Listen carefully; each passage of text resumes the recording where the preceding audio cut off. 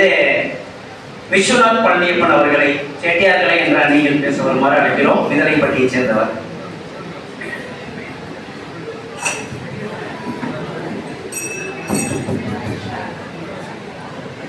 புதிய மேடை, புதிய மைக்கு, நம் நகரத்தார் பெருமக்கள் அனைவருக்கும் வணக்கம். அதாவது நான் இப்போ என்ன தலைப்பில் வந்து நாங்கள் டெய்லி காலையில் எழுந்திரிச்சா நைட்டு வரைக்கும் ஆஃபீஸில் இருப்போம், வீட்டுக்கு போகிறதே இல்லை.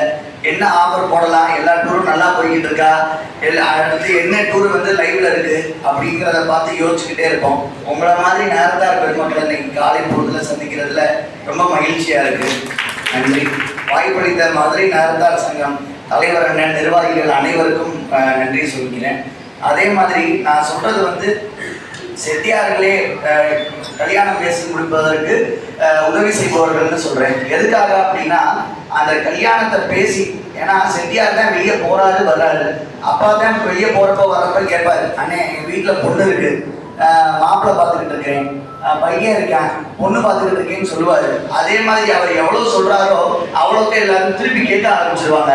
என்னென்ன பொண்ணு பார்த்துட்டீங்களா, மாப்பிள்ளை பார்த்துட்டீங்களான்னு கேட்க ஆரம்பிச்சிருவாங்க. வீட்டுல ஆட்சி என்ன சொல்லுவாங்க, எங்க நம்ம பையன் அழகா இருக்கேன், நம்ம பிள்ளை அழகா இருக்கு, நம்ம பையன் அதிகமா சம்பாதிக்கிறேன், அதனால நம்மளுக்கு ஏற்ற தோதான இடத்தை பார்ப்போம், இன்னும் நல்ல இடம் கிடைக்கணும் அப்படின்னு சொல்லி ஆட்சிகளுக்கு வந்து சாவகாசம் அதிகமா இருக்கும். ஆனா செட்டியார்கள் தான் வந்து அதை வந்து உத்வேகம் கொடுத்து அதை வேகமா விரைவா முடிக்க வைப்பாங்க. எல்லாருமே சொன்னாங்க, அதாவது தேனமா ஆட்சி சொன்னாங்க, நாங்க நிறுத்தி நிதானமா பொறுமையா பேசுவோம்னு சொல்லுவாங்க. சொன்னாங்க எவ்வளவு நாளைக்கு தான் பிள்ளைய பொறுமையாவே இருக்கும், எவ்வளவு நாளைக்கு தான் பிள்ளைய பொறுமையாவே இருக்கும். அதனால நேரத்துல காலத்துல நீங்க கல்யாணம் பண்ணீங்கன்னா தான் அவங்களுடைய இளமை காலம் வந்து திருமணத்துல வந்து ரசிக்கும். நீங்க வயசானதுக்கு அப்புறம் பொண்ணு நல்லா இல்லை, பொண்ணு நல்லா இல்லை, நம்ம செட்டிய வீட்டுல இப்படித்தான் பொண்ணு இருக்கும்னா எப்படி நல்லா இருக்கும்? நீங்க அதை சின்ன வயசுலயே கல்யாணம் பண்ணீங்கன்னா அது அழகா இருக்கும். அடுத்தது வந்து சம்மதம் தெரிவிக்க வைப்பது செட்டியார்கள் தான். அதாவது ஆட்சியை நான் ஏற்கனவே சொன்ன மாதிரி என்னதான் க்ளோஸா பேசினாலும் அவங்கள்ட்ட வந்து ரீசன் சொல்லுவாங்க. பிள்ளைங்க வந்து ஆண் பிள்ளையா இருந்தாலும் சரி, பெண் பிள்ளையா இருந்தாலும் சரி, இந்த பிள்ளைங்க இந்த பொண்ணோ பையனோ வேண்டாங்கிறதுக்கு ரீசன் சொல்லுவாங்க. ஆனா வந்து செட்டியார் என்ன சொல்லுவாரு, தம்பி நானும் சிம்ரன் மாதிரி தாண்டா பொண்ணு எதிர்பார்த்தேன், ஆனா நம்மளுக்கு கிடைச்சது இப்படி தாண்டா கிடைச்சிச்சு, இப்ப நான் ஜோதிகா வாட்சி, சரி ஜோதிகான்னு வச்சுருவேன், நான் இப்ப கிடைச்ச நான் ஆத்தாவை ஜோதிகா மாதிரி வச்சிருக்கேன்டா, அதனால நீங்க இந்த பிள்ளையை கல்யாணம் பண்ணிக்க, நல்ல வீட்டு பிள்ளை நல்லா இருக்கு, போக போக நல்லா வந்துடும், இப்ப ஒல்லியா இருக்குது, உடம்போட ஒட்டுநாப்புல இருக்கு, எலும்போட ஒட்டுநாப்புல இருக்கு, அப்புறம் அது சடை போட்டா நல்லா இருக்கும்டா அப்படின்னு சொல்லுவாங்க. இதுதான் இயல்பு, நம்ம நகரத்தார்களுக்கு இதே நடக்கிற இயல்பு இதுதான்.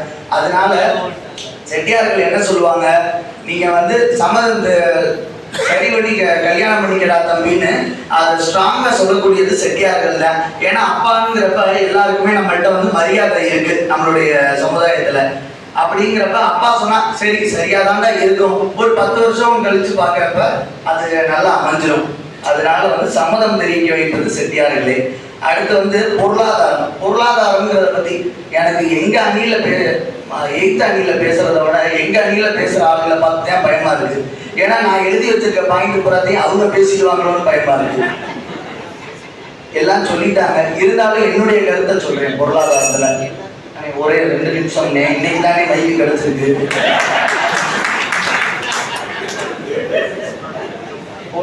அதாவது பொருளாதாரம் என்னதான் வந்து ஆட்சிகள் வந்து இப்ப வந்து பெரிய அளவுல சம்பாதிச்சாலும், அதே மாதிரி வந்து நிறைய பெரிய தொழில்கள் பண்ணாலும், செட்டியார்கள் வந்து தன்னுடைய பிள்ளைகளுக்காக என்ன சேர்த்து வச்சிருக்கிறாங்க, என்ன எப்படி கல்யாணம் பண்ண போறாங்கிறத ஆட்சிகள் பார்க்கிறது உண்டு.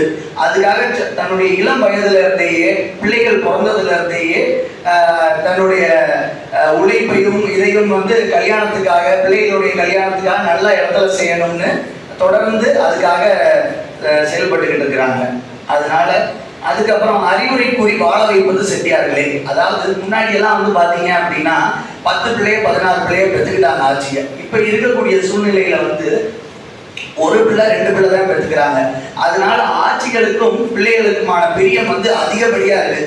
அதனால வந்து அவங்க வந்து கல்யாணம் பண்ணி போனோடனே என்ன சொல்றது, பிள்ளை வீட்டில் காலையில இருந்து நைட்டு வரைக்கும் என்ன மாமியார் வீட்டில் நடக்குதோ அம்மா கிட்ட சொல்லிடுது. அதே மாதிரி மாமியாரும் மருமகளும் சேர்ந்து ஒன்னா இருந்தாங்கன்னு வச்சுக்கோங்களேன், சண்டை வந்துடுது. அப்பா என்ன சொல்றாரு, தம்பி நீ வந்து தனியா வெளியூருக்கோ வெளிநாட்டுக்கோ போய் உன் குடும்பத்தை நடத்துறா, நீ நல்லா வந்துடுவ அப்படின்னு அறிவுரையை சொல்லி மகனையும் பிள்ளையும் வாழ வைக்கிறது செட்டியார்கள் தான். அதே மாதிரி பிள்ளை ஆத்தா உன் வீட்டுல என்ன நடக்குதோ ஆத்தா கிட்ட சொல்லாத, ஆத்தா ஒண்ணுக்கு ரெண்டா சொல்லி கொடுத்துரும். அதனால வந்து நீ வந்து என்ன நடக்குதோ அதுல நீ கல்யாணம் பண்ண வீடு நல்லா அங்க திருப்தியா மாப்பிள்ளை உன்னை நல்லா வச்சுக்கோன்னு சொல்லுவாங்க. அடுத்தது வந்து கண்ணதாசனுடைய ஒரு திருமண நிகழ்வு சொல்லிக்கிறேன். ஆனா இன்னொரு மணி அவ்வளவுதான் முடிஞ்சிருச்சு. கண்ணதாசனின் திருமண நிகழ்வு ஒன்று சொல்றேன். கண்ணதாசனோட அம்மா வந்து கண்ணதாசனுக்கு வந்து திருமணம் ஒரு 9 பொண்ணு பார்த்து வச்சாங்க. 9 பொண்ணு பார்த்து வச்சதுல போட்டோவை காட்டிட்டு கேட்டாங்க, தம்பி என்ன எந்த பொண்ணுடா பிடிச்சிருக்கு அப்படின்னு சொல்லி கேட்டாங்களாம். உடனே கண்ணதாசன் பார்த்துட்டு எந்த பொண்ணையும் கழிக்காம சொன்னாரா, எனக்கு 9 பொண்ணையும் பிடிச்சிருக்காண்டான்னு சொன்னாராம். அப்ப பாத்தீங்களா, அப்ப இருந்தே செட்டியார்கள் வந்து எந்த பொண்ணையும் கழிக்காம அனைத்து பிள்ளைகளுக்கும் வாழ்க்கை கொடுக்கணுங்கிற சக்தியோட இருக்கிறாரு. கண்ணதாசன் காலத்துல இருந்தே இது முடிவு பண்ணியிருக்கிறோம். செட்டியார்கள் தான் வந்து திருமணம் செய்வதற்கு உதவியாக இருப்பவர்கள். அதுக்கப்புறம் ஆட்சி ஒருத்தவங்க சொன்னாங்க, கார்த்தியா ஆட்சின்னு நினைக்கிறேன். ஓகே, அதாவது இங்க வந்திருக்க கூட்டத்துல வந்து எல்லாரும் வந்து இதுதான் ஆட்சிகள் தான் நிறைய பேர் வந்திருக்காங்கன்னு சொன்னாங்க. ஏன்னா செட்டியார்கள் எல்லாரும் களத்துல இருக்கிறோம். ஆட்சி பிள்ளைகளுக்கு கல்யாணம் முடிக்கணும், பிள்ளைகளை புலியாக்கணும், புலிகளை பெருக்கணுங்கிற களத்துல இருக்கிறோம். செட்டியார்கள் எல்லாருமே வந்து ஓனாசிர் வயலுக்கோ ஆத்தங்குடிய பள்ளியப்பள்ளிகிட்டையோ போய் பொண்ணு பார்த்துக்கிட்டு இருக்கிறாங்க. ஆட்சியெல்லாம் கதை கேட்டுட்டு இருக்காங்க.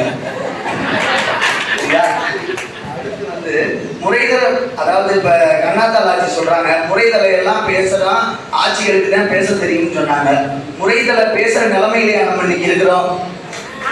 புள்ளிகள் சேர்ந்தா புள்ளிகள் பெருகினா போதுங்கிற நிலைமையில இருக்கிறோம்.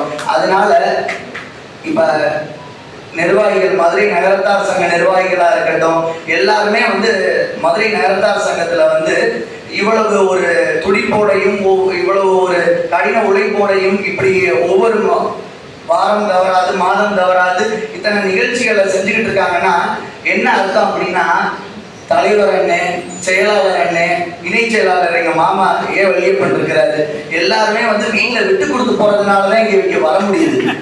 புரிஞ்சுக்கிட்டீங்களா? அதனால எல்லாத்துலயுமே வந்து இன்றைய சமுதாயம் வந்து வளர்ந்து நிக்கிறதுங்கிறது வந்து செட்டியார்கள் விட்டு கொடுத்து போறதுனாலதான் வளர்ந்து நிக்குது.